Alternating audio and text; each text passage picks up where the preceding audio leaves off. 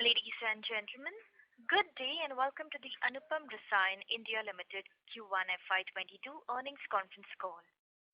As a reminder, all participant lines will be in the listen-only mode, and there will be an opportunity for you to ask questions after the presentation concludes. Should you need assistance during the conference call, please signal an operator by pressing star then zero on your touchtone phone. Please note that this conference is being recorded. I would now like to hand the conference over to Mr. Diwakar Pingle from Christensen Advisory. Thank you, and over to you, sir. Thank you, Janice. Welcome, everyone, and thank you for joining this Q1 FY22 earnings call of Anupam Rasayan India Limited. The results and investor presentation have been emailed to you and also available in the stock exchanges. In case anyone does not have a copy of the same, please do write to us and we'll be happy to send the same over to you. To take us through the results of this quarter and answer your questions, we have with us Dr. Kiran Patel, Chairman and Non-Executive Director, Mr. Anand Desai, Managing Director, and Mr. Afzal Malkani, the Chief Financial Officer. We will be starting the call with a brief overview of the quarter gone by from Dr. Kiran Patel and Mr. Anand Desai, followed by the financial performance, which will be given by Mr. Afzal Malkani. We will then open it over to the Q&A session. I would like to remind you that everything said in this call reflecting any outlook for the future, which can be construed as a forward-looking statement, must be viewed in conjunction with the risks and uncertainties that we face. These uncertainties and risks are included but not limited to what we mentioned in the prospectus filed with SEBI and the annual reports, which you'll find on the website. With that said, I'll now hand over the call to Dr. Kiran Patel. Over to you, Doctor. Thank you. A very good evening to our investors in India and a good morning to all of our investors in USA and Europe. I am joined by our Managing Director, Mr. Anand Desai, and our Chief Financial Officer, Mr. Afzal Malkani. I welcome you all to our Q1 FY22 earnings call. The second wave of the coronavirus pandemic had been harsher and has affected many of us in recent months. Thankfully, many states have seen a dramatic improvement and life is starting to get back to normal. Although the fear of a third wave is looming, already some states are starting to see an upward trend. I hope and pray that you and your loved ones are safe and well. The leadership at Anupam is committed and have taken all possible steps at our manufacturing site and corporate office. We are glad to inform you that we have successfully vaccinated 1,250 of our employees, which translates to over 75% of the workforce.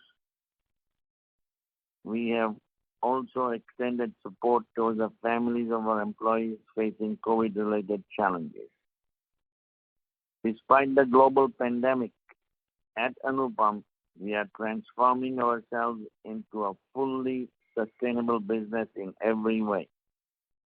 While the macroeconomic environment is putting our strategy to the test, we continue to grow faster than the industry growth rate.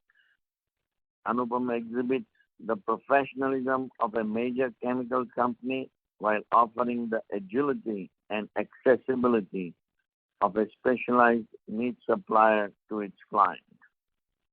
We continue to focus on our custom synthesis and manufacturing business by developing an in-house innovative process for the new chemistries, along with focusing on value engineering by replacing the lower value products with higher value ones.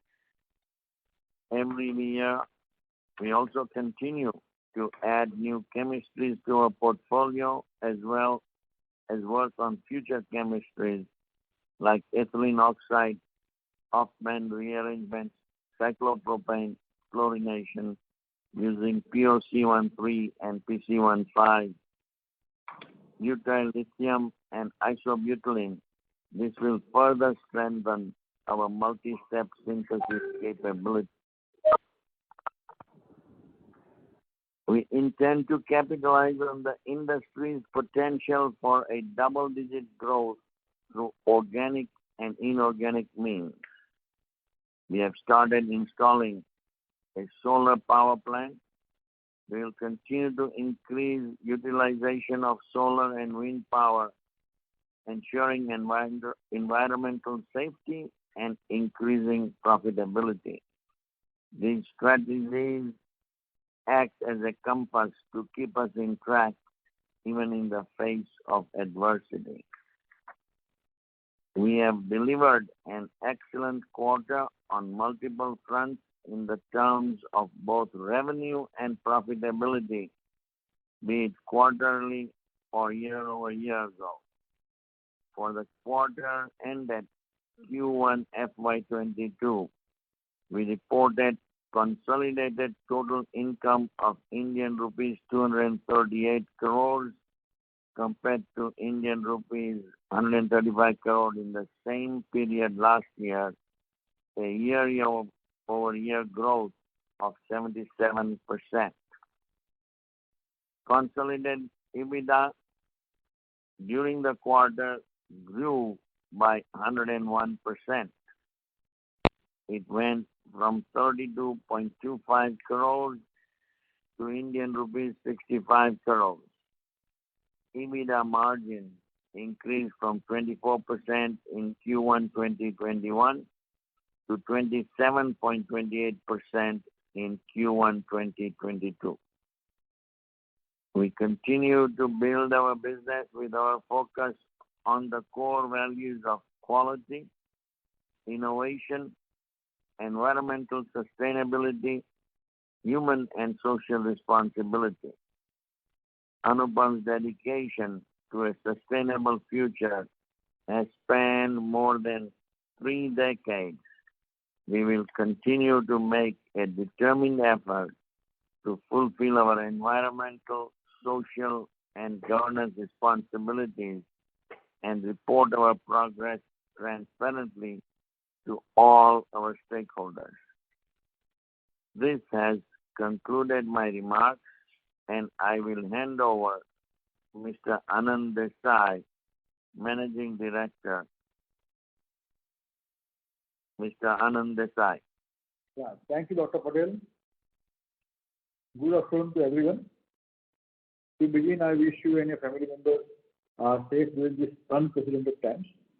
Further, I am delighted to meet everyone again after what I believe was a very good quarter for our company, and to discuss further the development and results of the quarter gone by. We are committed to our employees' health and well-being, so we are always putting our efforts into building the greatest possible work environment that is safe, diverse, impartial, welcoming, and value-driven. We have learned a lot about dealing with COVID in the last year, and vaccination is the most effective solution. As mentioned by Dr. Patel, we at Anupam continue to strictly follow the national and local guidelines and continue to monitor the situation regularly and take any steps required accordingly. We have maintained a prudent and disciplined approach over the years, which has served us well in these difficult conditions. In Q1 FY22, our cost containment measures and operations contributed to savings reflected in our bottom line, with our profit after tax at rupees 32 crores in absolute terms, and a profit after tax margin of 14%, which is an increase of 500 basis points in the last quarter of Q4, that is Q4 FY21. This expansion in tax margin was led by the aggressive deleveraging undertaken by the company post-listing. Our strong financial position enables us to pursue and commitments of growth to all stakeholders. We are progressing in line with our guidance plan. At the macro level, the current pandemic has re-emphasized the critical nature of specialty chemicals, providing abundant growth opportunities for us.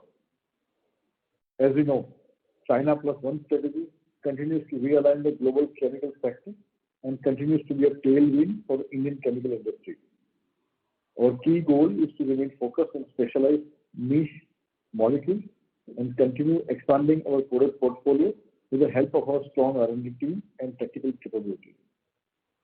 Our continued value re-engineering efforts do provide us and our clients with high-quality products which contribute to our revenue expansion in this quarter.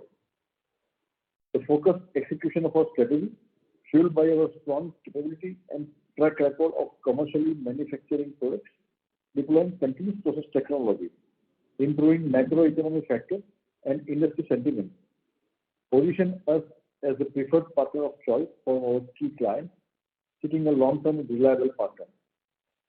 This enables us to increase our wallet share with existing clients and grow our market share while maintaining competitive pricing. We are continuously working on various molecules in both life sciences and other specialty chemicals in our R&D. As you would know, we have repaid our outstanding debt of rupees 563 crores as promised to our shareholders earlier, and which was reiterated in our last call. This debt reduction is a major accomplishment for Anupam. We will continue to concentrate on optimizing and enhancing our efforts to create long-term value for all our stakeholders in the coming decade. Now I will hand it over to Mr. Afzal Malkani, our Chief Financial Officer, for a financial overview. Afzal? Yeah, thank you, Anand bhai. Good afternoon, everyone. Now I would like to briefly touch upon the key performance highlights for the quarter ended June 21. For the quarter ended Q1 22, we reported consolidated total income of 238 crores compared to 135 crores in the same period last year, a YY growth of 77%. Our profit after tax stood at rupees 32.10 crores. Our interest cost has reduced from rupees 17.88 crores in Q1 FY20 to rupees 6.6 crores in Q1 FY22. Moving on to the segment-wise performance for the quarter ended Q1 FY22, our life science segment contributed 205 crores compared to 122 crores in Q1 FY21, registering a growth of 68%. While other specialty chemicals, which also grew by 123%, contributed INR 29 crores compared to INR 13 crores during the same period last year. In percentage terms, life science segment contributed 88% of the total revenue and 12% from other specialty chemicals. We can say that all our segments have grown equally, whether it is crop protection, personal care, pharma, pigments, and polymer additives. In Q1 22, 75% revenue growth came from the recently commercialized units and products, and 25% growth came from our conventional products. This growth was primarily driven by better capacity utilization of newly commercialized unit 5 and 6. Both of these units were commercialized in March 2020. In Q1 FY22, the capacity utilization for both these units was around 70%. As far as revenue breakup in terms of geography is concerned, in Q1 FY22, the contribution of India was 50%, Europe 23%, Japan 10%, Singapore 10%, China 5%, and remaining 2% from the rest of the world. For the whole year FY22, we expect that the proportion of export sales will be 60% and domestic 40%. So in FY22, the maximum growth will come from the export market. We commercialized a new molecules in Q1 FY22, and we are planning to commercialize about 10 new molecules in the current financial year, which will contribute significantly in the growth in FY22. Our top 10 customers contributed about 84% of the total revenue. However, there are total 24 products in this. For most of the products, as you know, we are either a sole supplier or one of the two suppliers of the product for this customer. We have incurred a capital expenditure of about rupees 10 crores in Q1 FY22. Let us close our opening remarks, and now the floor is open for question and answer. Thank you very much. Ladies and gentlemen, we will now begin the question answer session. Anyone who wishes to ask a question may press star and 1 on their touchtone telephone. If you wish to remove yourself from the question queue, you may press star and 2. Participants are requested to use handset while asking a question. Ladies and gentlemen, we will wait for a moment while the question queue assembles. The first question is from the line of Ankur Periwal from Axis Capital. Please go ahead. Yeah, hi sir. Thanks for the opportunity and congrats on a decent set of numbers. So my first question on the gross margin front, if you can help us understand, the improvement that we have seen, whether it was largely driven by the product mix there, or we have been able to pass through the price hike, the raw material inflationary trend to the consumers. Yeah, we can say if we talk about the growth in terms of margin, then we can say that it is due to the favorable product mix during the Q1 FY22. And if we talk about the volume and price growth, then we can say that out of 73% growth, 63% is a volume growth and 10% is price growth. Sure. And sir, just a follow-up on that, if I compare our gross margins on a quarter-on-quarter basis, there has been a decent jump. Last quarter, I do recollect, the pressure on margins front because of the pricing trends as well, raw material inflation there. So if you can share some color, where we are in terms of renegotiating the prices with the customers given the raw material inflation. And whether, it will be right to look at from a Q1Q comparison perspective or there will be a seasonality angle. Yes, if we see if we talk about the margin, then I would say that you can consider a sustainable gross margin as in the range of 57 to 59%. And EBITDA margin, you can consider 24 to 27% as a range. And if we talk about the raw material price, then particularly your question is about the customers, what is the status of that? For that, I would like to say that though the formal discussion with the customers will happen in the month of December when we negotiate the next contract with them.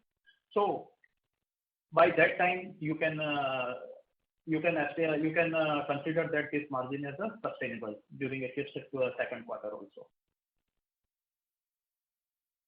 Sure. Sir, where I was coming from was more from a working capital perspective as well, and the related raw material pass-through.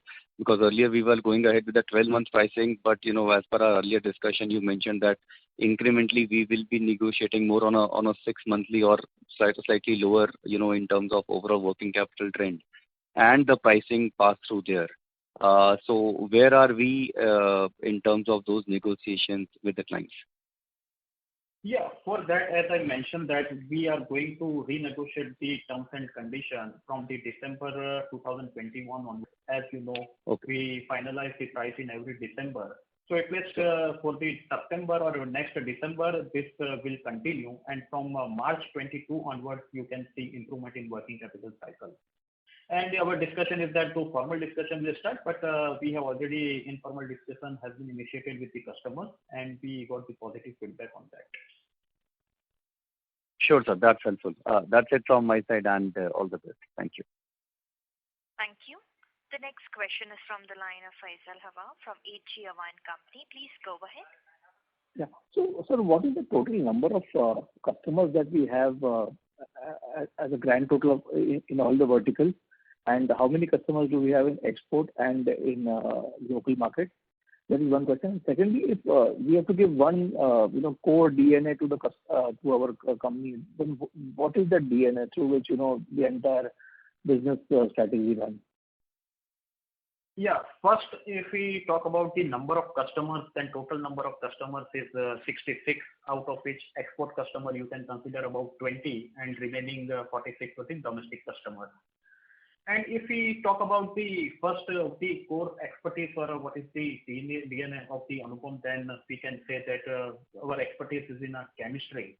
And the key differentiator for the Anupam is that we have the ability to innovate technologically, because we because we develop our own manufacturing process, and even when the process is given by customers, then also we do innovation in the process. And when we talk about the innovation, then we talk about two types of innovation. One is the innovation in process, and second is innovation in operations. In operations, you can consider by changing the equipment and all these things. Because the customer point of view, most important thing is that you should be agile, and you should have a flexibility to adapt the changes. And you know that we have a multi-purpose plant, and we can manufacture the products in the same manufacturing facilities. So that's the reason why we have the ability to innovate, and we are the preferred partners for our customers. Second, we have a wide range of complex chemistries, and all the chemistry developed in-house. And we have a capability to perform all the multi-step synthesis product, say 15 to 17 steps, because we have 6 manufacturing facilities. We have facilities for a multi-purpose chlorination, multi-purpose nitration, as well as multi-purpose derivatization and hydrolysis plant. This you can understand in a way that the customer who is looking to outsource the product, which requires 15 to 17 steps, would prefer to deal with the partners who can manufacture the entire product in-house. And if they outsource it to those who can do only 5 to 7 steps, then the management of entire supply chain would become very tedious and time-consuming for them. So we are in a better position to become a preferred partner for such customers.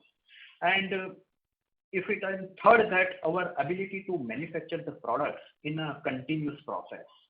And I would like to say that the manufacturing the products in a continuous process in a commodity is quite simple, but the manufacturing the product with continuous process is in a specialty chemicals is quite difficult. And fourth is our ability to manage our product portfolio and to convert the waste into byproducts. This 3 to 4 considered as our key expertise. So, sir, what is our R&D spend per year? And secondly, sir, what would be the contribution of new products to our revenue in the which have been introduced in the last 4 years, and what would be the contribution to revenue in this year for those new products? Yeah, your first question about the R&D. For the R&D, our R&D expenditure will be 2% of 2% of the total revenue. And if we talk about the capital expenditure, then in last 2 years we have incurred a capital expenditure of rupees 30 crore rupees for setting up of a new R&D and pilot facilities. Your second question is about what is the contribution from the new products. Then I would say that in the current year, if we take the current year as for the calculation purpose, then in the current year, out of the total revenue, 20% revenue is coming from the new product, which is the new commercialized during the current year, and about 30% revenue coming from the recently commercialized products. Thank you very much, sir. That answers all my questions. Thank you. A reminder to the participants, if you wish to ask a question, please press star then 1 on your touchtone telephone. The next question is from the line of Madhav Mehta from Fidelity International. Please go ahead. Yeah, hi sir, good afternoon. Thank you so much for your time. I just wanted to get a sense from you on the order pipeline. We did announce some good contract wins a couple of months back. Are there any more such discussions that are ongoing with our customers for further such long-term contracts in the pipeline? If you could just give us some sense around that. Yeah, Anand, I would like to address this. No, Abdullah, you go ahead. Okay, fine. Okay, so yeah, Madhavji, if we talk about the total product in pipeline, then as I mentioned that we are going to commercialize 10 products in the current financial year. And in addition to that, we have more than 70 products in our pipeline for our existing customers as well as from the new customers. And we have been discussing with the existing customers since last 2 years, because for any new product, the commercial from the initiative, from the inquiry to commercialization of the product, it will take 18 to 24 months. So you can see some new product commercialization in coming quarters. Yeah. No, my question was, in May and June, we had announced some contracts which were like 3-year contracts or 5-year contracts with customers. Are there any more such contracts in the pipeline which can be like large contract wins which span for like 3-5 year time frame? Yes, we have been discussing with our customers, but we have a constraint in our capacity also, because as you know that our unit number 5 and unit number 6, we are going to commercialize, we are utilize about 75% in the current financial year, and the utilization for all this unit 5 and 6 is about 90, will be about 90% in the next financial year. So we don't have a capacity for to accept this new orders or new products. So we have been discussing and exploring the option of bottlenecking, debottlenecking, or value engineering by replacing high value products and replacing the low value products with a high value product. And if we materialize this, then we will announce in the next quarter. Okay. So maybe my question would be that given that next fiscal we expect to reach very healthy utilization, is there any more capex program which is on the drawing board for us already, which we might announce and then sort of start working on from next year onwards, given that we are reaching a good utilization? Yeah, first, as we have given an indication about the capex for this LOI which we received in the month of May and April for this 1100 crores as well as 540 crores, for which we need a capex of about 60 to 70 crore rupees, which we will start from the next quarter onwards. And what would be our full total capex requirement for FY22? And for that, apart from this 70 crores, apart from this 70 crores, we have been working on the new capex requirement. But going forward, we are planning to go for the modular capex. So it will be in the tranches of 50 to 60 crore rupees, not like that 300 or 400 crores, but it is in a small tranches. We are going for as a modular capex for that. And the asset turn would be better, right, on these modular capex, because it's more downstream sort of thing. Yeah, for all the new capex, the fixed asset turn will be more than 1.75. More than 1.75. Okay. And my other question was, are we seeing any good inquiry flow for products outside of pharmaceutical and agrochemical, like the other verticals like electronic chemicals or some of the other end markets? Are we seeing good inquiries from those markets as well?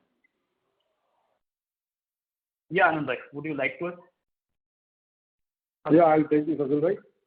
Yes. So, as we mentioned earlier in the last call, we are working on some new products which will be going in some new applications.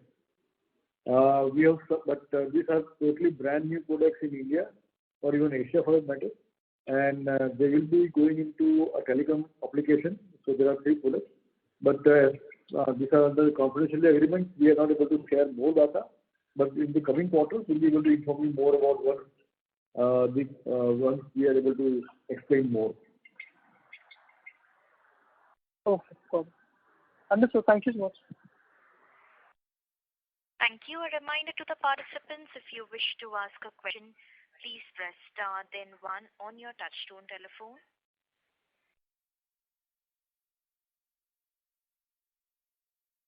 The next question is from the line of Rohan Gupta from Edelweiss. Yeah, hi sir. Good afternoon. Sir, couple of questions. Sir, first is on our margins, EBITDA margins. So, sir, when we were discussing last quarter, you mentioned that definitely some of the contracts will come in a price negotiation by end of the current year, and definitely the raw material prices have been continuously rising. But sir, despite that, we have seen that on quarter, our EBITDA margins have improved to almost 26% in the current quarter versus 23% in Q4. While I understand the raw material prices kept on rising, we could not take the sufficient price increase to pass on that cost. So, under that light, sir, just wanted to understand how the margin improvement has happened, and is it driven by the product mix change and all, and if when we will take the sufficient price increase, then what kind of margins we can reach? Yeah, if we talk about the EBITDA margin, then yes, we decide the price with our customers in December. But as you know, that we keep our inventory immediately at any given point of time, 6 months inventory in the form of raw material, WIP, as well as finished products. And we have a back-to-back contract with our suppliers for 3 months. So we cover a 9-month inventory against our total requirement. So we have not faced any challenges due to this increase in price or any volatility in the raw material price. So that's why we are able to sustain our margin. Okay, so you are saying that we definitely have sufficient raw material inventory, so even the prices have been going up, we were not impacted by that. Yes. Okay. And sir, when you had mentioned that in the last quarter also, and during the IPO meetings as well, that now your company has become a sizable player, and though initial year the focus was more on winning the contract and on revenue growth, that's where you have to probably compromise on a inventory cycle and higher data days and probably keeping the higher inventories, but the focus will be definitely reducing the working capital, probably bringing it down in line with the industry average.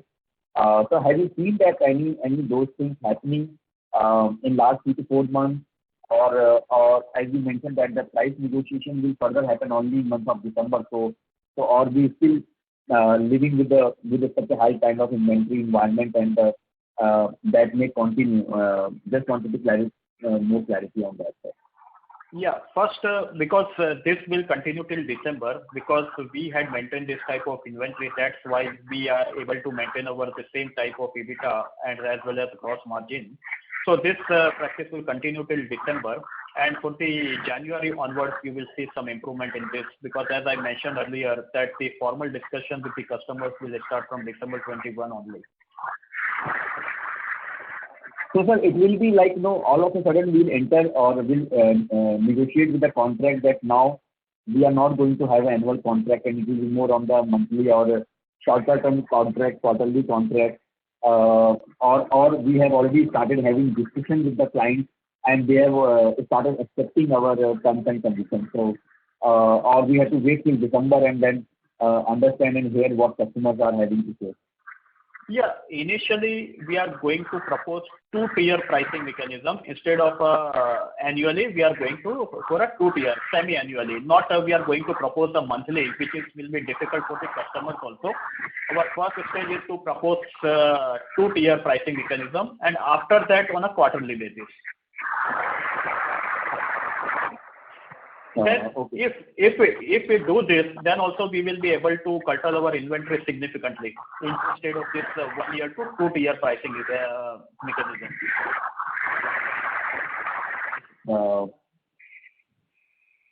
Fine.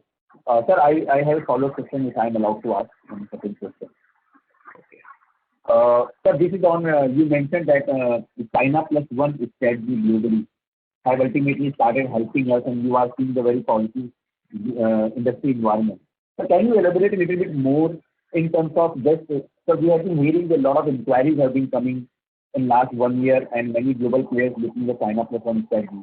Have it started really converting into final orders or final capacities being put up for China Plus One strategy? Because ultimately we have a long gestation project, always more than 18 months to 24 months to going up to sometimes 3 years as well. So is it still only inquiries you are seeing from the global customers, or there is some kind of final win or final deal or some concrete plans which global players have while they are now discussing with the customers like us? Yeah, China Plus One strategy has definitely increased our number of inquiries from new customers. So we have not seen a major shift as we are into specialty chemicals and not in the commodity market. Open and transparent cost model with our customers. However, we believe that India will become a second major global supplier for international customers within 5 years. And this is basically due to the stringent environmental norms in China.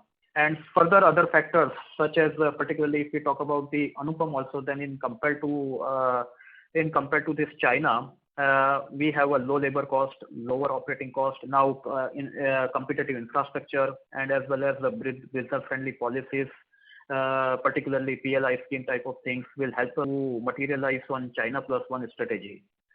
And we hope to, however, we hope to get the benefit of this China Plus One strategy over a medium to long term.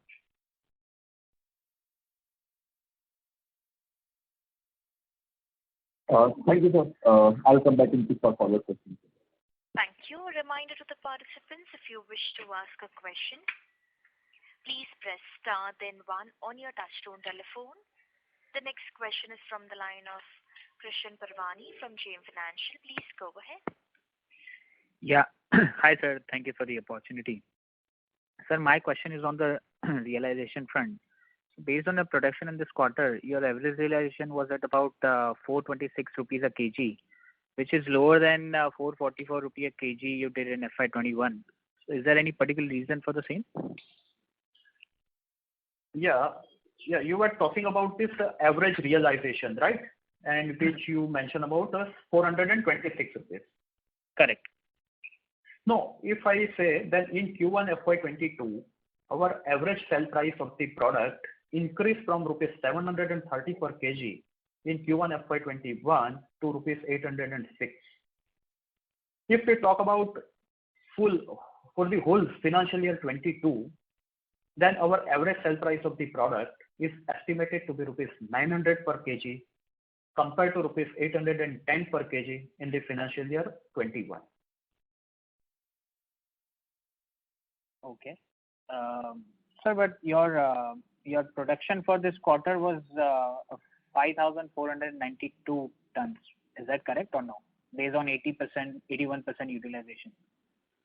No, because we have a multi-purpose plant, so you can't compare this with the dividing by multiplying to total capacity multiplied by percentage.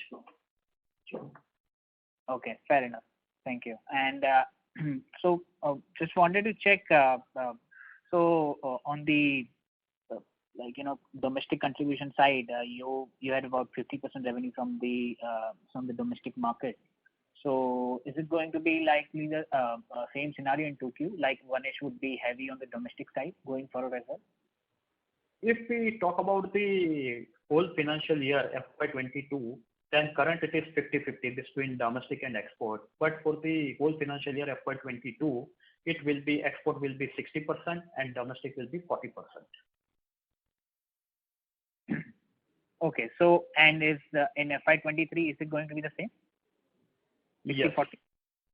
Yes, maybe export proportion may increase from 60 to 65%. But yes, minimum 60% we will maintain. Okay. Thank you, sir. That's it from my side. Thank you. Reminder to the participants, if you wish to ask a question, please press star, then 1 on your touchtone telephone.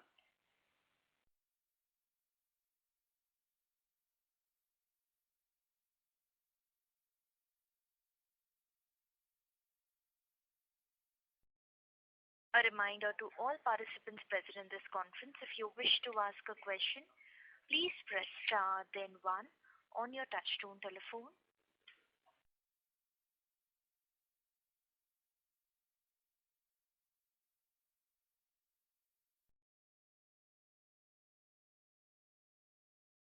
The next question is from the line of Bharat Gupta from Edelweiss Securities. Please go ahead.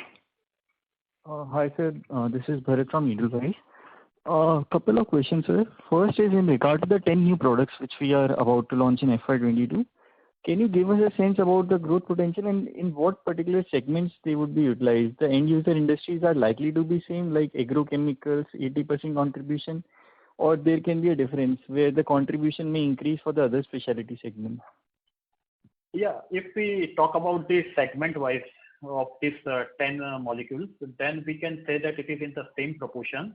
You can consider 70% from the crop protection and 10% from the pharma and remaining 20% from the other segments. And if we talk about the future revenue, then as I already indicated that in the current year, this proportion will be 20% of the total revenue.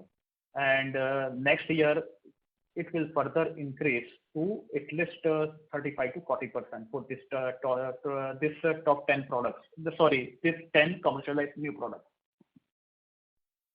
Right, sir. And sir, my last question pertains to the capacity. Like we will be having a capacity constraint as we go ahead in FY23. So beyond FY23, do we have a capex plan in place where we can continue on a similar growth trajectory? Like, is there a vision and what kind of a capex requirement we would be needing in order to sustain the growth momentum? Like we have been doing a 34% kind of a growth, which we have even highlighted so far. So what kind of a capex involvement would be there in order to sustain it? Yeah, we don't need to go for the capex to take care of the growth till FY23. But to continue the same type of growth trajectory from FY23-24 onwards, we may need to go for the capex. For that, one is about the 60 to 70%, 70 crore rupees capex, which I spoke, which was in connection with this LY we have received. And apart from this, we are also planning for some other capex, but we have been working on that, and we will be able to announce in the next quarter on that. But this will be modular capex. This will be a significant capex.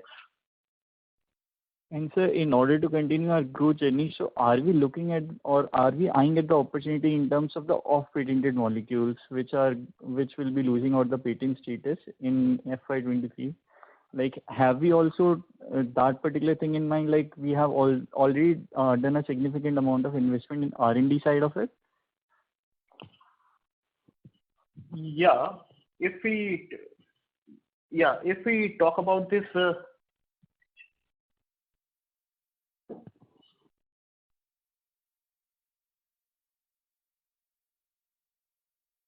Hello. Yes, sir, you may go ahead. Hello. Yeah. Hello. Hello. Yes. Please. Can you repeat question? Hello. Hello. Yeah, sir. Hello. Yeah. Am I audible? Yeah, please, can you? Yeah. You are audible. Yeah. Yes, sir. So I was just saying, like, in terms of meeting out the target, in terms of a target growth. So first, what kind of a growth levers should be there in place? Like, and secondly, hello. Yeah. Go ahead. Yeah, go ahead. Yeah. Sir, we've just lost the line for the current participant. We would proceed to the next question from the line of Ankul Periwal from Axis Capital. Please go ahead. Yeah, hi, sir. Sir, just two follow-up questions. So one, if I refer our this quarter presentation, we are mentioning, the MNC customers at around 22 odd numbers, which was slightly higher than the last quarter number. So this quarter we are around 23 MNC customers, as you mentioned, and last quarter this number was, lesser. While the total number of clients is largely similar, so 64 to 66. So is there some churn in the customers there? Yeah, I think 5 export customers have been added, and the 2-3 domestic customers were reduced. Okay, and sir, any specific reason for the exit of the customers? So this export customers, we have started a new relationship, but the volume is on lower side. And for the domestic customer, we have a multiple customers for maybe the customer for the 3 crore rupees or 5 crore, particularly in pharma. The customer to customer, the volume may be 1 crore or 10 crores. So it may increase or decrease by quarter. Okay, fair enough. And another thing on the asset turn side, you mentioned, the incremental capex will be garnering an asset turn of around 1.7. So, on an aggregate basis, let's say as a portfolio, as an aggregate gross block, what sort of asset turns are we targeting, let's say 2-3 years out on full utilization? Yeah, the last year our turn was about 77, and the current year it will further improve to 1.04. Next year, we are expecting to further improve to 1.3 to 1.35. And after 2 years, we are expecting to improve to 1.5. Okay. Fair enough, sir. That's helpful. Thank you. Thank you. We take the next question from the line of Rohan Gupta from Edelweiss. Please go ahead. Yeah, hi, sir. Thank you very much for the follow-up. So you mentioned on this incremental CapEx and asset turn of 1.7x. So can you give some indicative numbers that what kind of incremental CapEx we can put over next 2 to 3 years cumulative, on which we will enjoy this benefit of 1.7x asset turnover, and after that we have to further start putting the basic CapEx and infrastructure led CapEx, which will further reduce our asset turn to maybe 1.2 to 1.5 or something. Yes, if we talk about the CapEx, then first, as I spoke, we are planning for 70 crore rupees CapEx, for which to execute the LOI. Okay.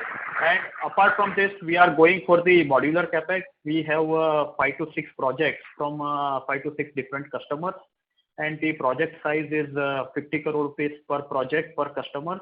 And this type of 5 to 7 projects is in pipeline. So we will do capital rationing and will select out of this 5 to 6 projects, we may select 2 or 4 projects based on the convenience. But this we will decide on next quarter. Because as I mentioned that we are current year, sir, yeah. you mentioned 70 crore, right? Yes, 70 crores. And out of that you have 6 to 7 projects right now, each 50 crore CapEx opportunity, but you will choose 4 out of them. Yeah, we may select 2 projects or 4 projects, because now we are going for modular CapEx only. So we have a choice to select. Sir, can you just give a little bit more on this 5 to 6 different projects which you have, each offering 50 crore opportunity? How you have got this customer, what they have given you in offer, what are your terms, and why you will be only selecting 4 out of them and why not all 6 or 7 out of them? Okay, because as the basic our benchmark is to have that we need a minimum 20% EBITDA for any project. This is our the first benchmark. And the second is that we, as I mentioned, that we have been working in our R&D and pilot facilities in more than 70 products. So out of these 5 to 6 projects, we have been working on this project since last 2 years. And this we are now anticipating, we are expecting to materialize in next quarter. So on the basis of this R&D trial has been completed, pilot facilities has been completed, and we have already, for the couple of products, we already took the trial run in our existing manufacturing facilities also. And out of this 5 to 6 projects, our 70 to 80% project is with the existing customer also. So that's why we are saying that we have a choice for selection out of this 5 to 6 projects. So, sir, you mentioned that 20% benchmark is a minimum criteria for in terms of EBITDA margins for selection or finalization of any project, right? Yes. Okay, so may not that all the 5-7 projects which you are doing are offering the same margin profile. Is it so? This I am saying that this is at least the first year, at least a minimum 20%. So we have been working on that project, and on the basis of that, we will be able to finalize by the next quarter. Right. But definitely on all these 5 to 7 projects, we have been working from almost last 2 years, and these are all our existing set of customers. 70% existing. 70% existing. 70% are existing, right? So, sir, I was just a bit curious about to know that how these customers behave, and I mean, is it only they are so sticky about the margin product? Our 2 years of work, we had to just let it go because they are not they are not able to raise the margin, or there are some technical details. Because of that, we lose on the customer, we lose on the contract, because there seems to be pretty good contract of 50 crore each, probably with a long-term revenue potential with the existing set of customers. So I was just curious to know that when and in what condition we lose a project only because of margin, the customer is not able to match our criteria, or there are some other reasons as well, that sometimes the chemistries or any other reason that also plays when we let go any of such projects. Yeah, for the technical side, we don't see any challenges in this, because as I mentioned that this has been approved in the R&D as well as the pilot facilities. and couple of products we already took the plant trials also from our existing manufacturing facilities also. But for this, to give the capacity commitment, we need to do the capex. So we want to do the capital rationing in this project. So that's why we have been working on that project, and we will be able to finalize by next quarter. Okay, so it is more to do with the capacity constraint which we have. Because of that, we have to maybe select not all the projects, but only maybe 2 or 4 projects out of them. Yes. If you had enough capacity, or if you had enough money in your pocket that you can further invest in the capex, and so that probably then you would have been in position to take all the projects. Is that so?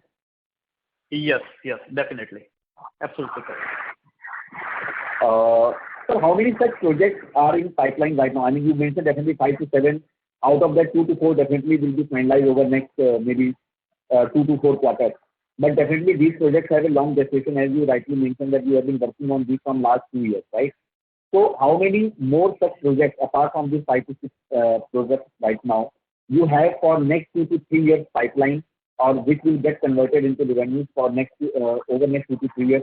How many such projects we are working right now, sir? Yeah, we have been, as I mentioned, that we have been working on more than 70 products, and we have also increased our R&D and pilot strength in last 6 months. So we want to execute 2-3 new projects in every year. That's our target. Not only for the next year or the current year, but every year we want to do 2 to 3 projects. Okay, so we have a very solid line of almost 70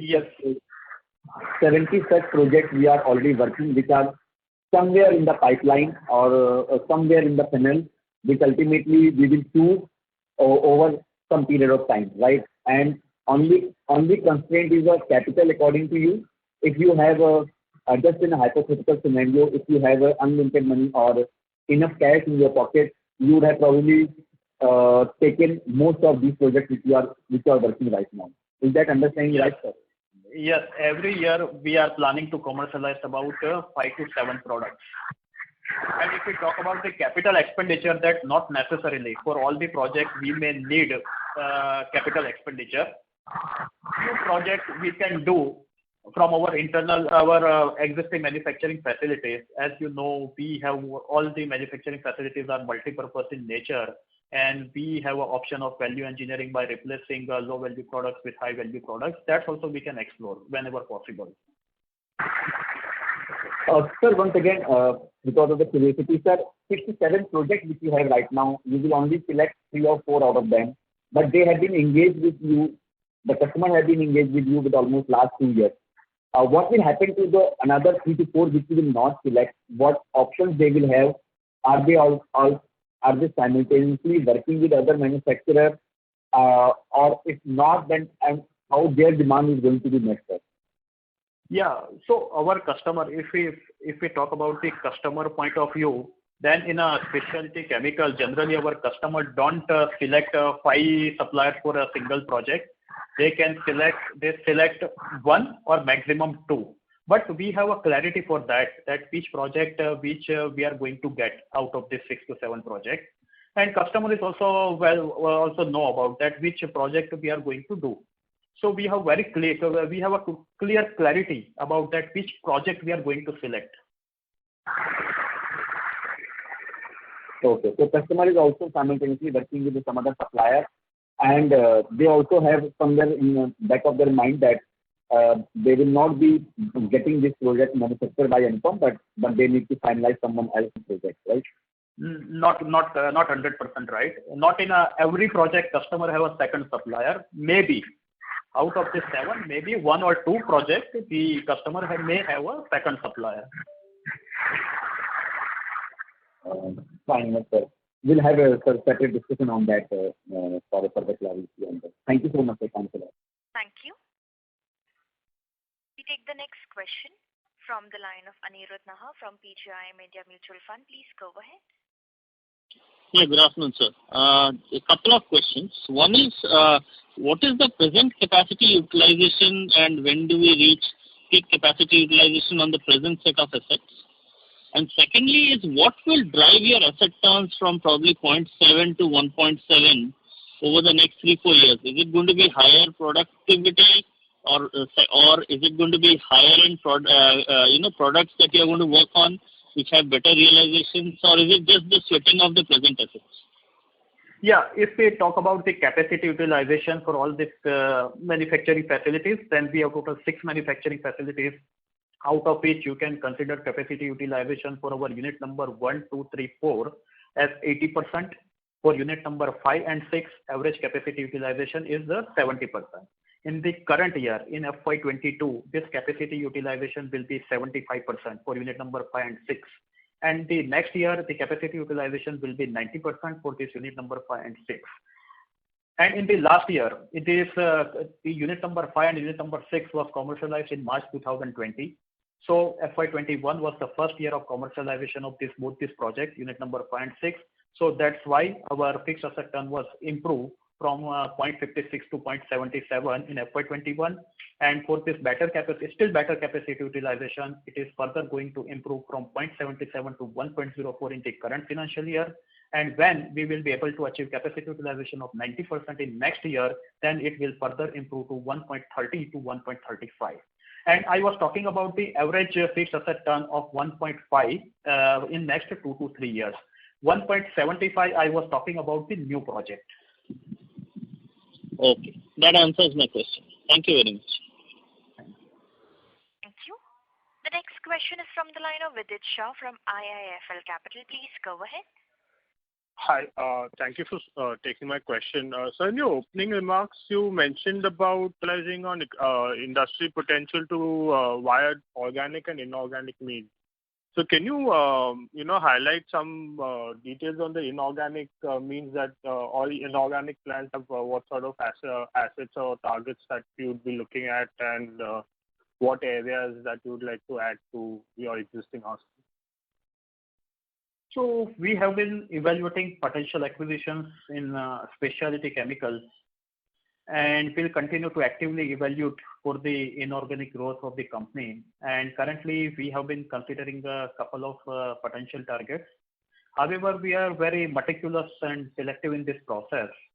And the size of the acquisition you can consider in terms of revenue may vary from 200 crores to 500 crores. And this acquisition should add synergies in terms of both product and customers. It should help us either as a backward integration or forward integration in our existing business.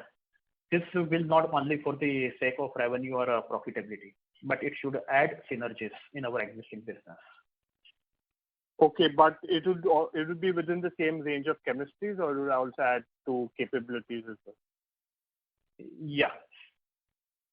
Okay, fine. Understood. And secondly, sir, regarding your debt, is there any other repayment which is due, and would the finance cost, which is roughly around 6.5 crores, in 1Q, would that be coming down any lower in the next few quarters? Yeah, it will be lower, but not significantly, because till 31st March 21, we repaid our total 470 crores loan. Till 30th June 21, we repaid 530 crores loan. And as of today, we repaid entire debt, which we proposed in the IPO of over 560 crores. We repaid entire debt of 560 crore rupees. So you can see some savings in the finance cost, but not significant. Okay, fine, sir. Thank you. That's it from me. Thank you. The next question is from the line of Bharat Gupta from Edelweiss Securities. Please go ahead. Hi, sir. Apologies, my line got disconnected while asking the last question. So I was asking on the new molecules front, like we have already stated that there are around 60-70 molecules in the pipeline. So just wanted to understand whether these molecules are in linked with the off-patented molecules pertaining to agrochemicals or to API segment. And apparently, like, are we also have a vision like to be in the branded front, like where like from the current generic one to like getting a contract for the branded molecules for the global innovators? So are we thinking on the similar lines going ahead? Yeah. First, if we talk about the molecules, then you can consider the same proportion for the agro, pharma, and other than this is life science specialty chemicals. Means 70% agro, 10%, 10 to 15% pipeline in the pharma, and 15% in the other specialty chemicals. And if we talk about the whether we are looking for the patented or off-patented products, it doesn't make much difference for Anupam whether the product is in patent or off patent, because Anupam, even when the product is off patented, then also we do innovation and optimize the cost, and so that's why it doesn't make much difference for Anupam. Right, sir. The margin trajectories across both the segments would be on a similar line, or there is a sharp amount of a difference if we go? Because no. Generally we keep our margins on a 24 to 27% range, I think. Yes, similar margin. Right. My question was pertaining to have innovators have approached us in terms of getting novel molecules in place and working on the custom engineering front or the process engineering front on the branded molecules as such? Yeah, we have a good ideal mix of both in our pipeline. Right, sir. That's it from my side. Thank you, sir. Thank you. We take the next question from the line of Manish Gupta from Solidarity Investment. Please go ahead. So can you share what's your total debt as of 30th June? Yeah, as on 30th June, total bank debt was about 74 crores, and the unsecured debt from one of the promoter was about 225 crores. Okay, so your total debt is give or take 300 crores, and out of that, debt from promoter is 225, right? Yes. Now, your EBITDA in Q1 was 60 crores, right? So let's say, your EBITDA for the full year would be, if I just annualize that, roughly 240 odd crores, right? And it might obviously be a bit higher. My question is that in response to a participant's question, you said that because of financial constraints, you're not taking on new projects, but your debt to EBITDA seems, well under control. So if, we believe that India is sitting on the cusp of this big China plus one opportunity, and there is an opportunity for us to take business and market share, and our debt is well under control, I'm not being able to reconcile these two statements. Clearly, I'm missing something, sir. Can you please help me understand what the disconnect is? Yeah, sure. First of all, I spoke that out of these 5 to 7 projects, considering the capital rationing, we may select 2 projects, 4 projects, or 5 projects. This is not a case that we are not going to select any project.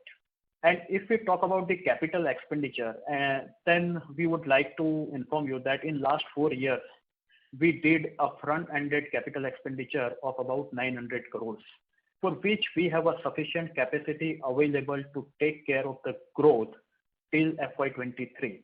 So we have been growing at 34% in last 3 years, and we can continue the same growth trajectory till FY23 without incurring any new capex.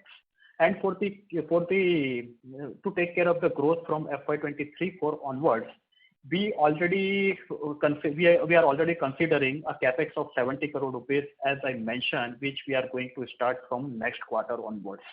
And for the other than this 70 crore also, I mentioned that we are going to select maybe 3 or 4 projects out of 6 to 7 projects. So if you consider the value, then it will be a significant amount of capex. We are planning for that. Okay, this is clear, sir. My second and last question is that, if we look at the business on a steady state basis, what is the steady state return on capital employed of the business? Maybe in the range of 17 to 20% in the range. Okay. And this is under the assumption of about 1.5 time asset turn, fixed asset turn? You can consider the range of 1.3 to 1.5. Okay, fine. Thank you. Thank you. Well, ladies and gentlemen, that was the last question for today. I would now like to hand the conference back to the management for closing comments. Yeah. To summarize the discussion, we expect the economy to recover from the impact of the pandemic in the near future. And the specialty chemical sector is one of the few sectors that will surely do well going forward.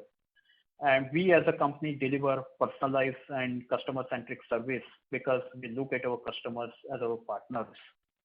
The outlook for the coming quarters remains positive for us, and we are confident that we will be able to maintain momentum as we move forward. Finally, we would like to thank our investor community for their support and faith in us. We hope we have been able to answer all your questions adequately. If you have any further questions or would like to know more about the company, we would be happy to be of assistance. Also, you can contact our IR agency, Christensen's. Stay safe and stay healthy. Thank you once again for taking time and to join us on this call. Thank you. On behalf of Anupam Rasayan India Limited, we conclude today's conference. Thank you all for joining. You may now disconnect your lines.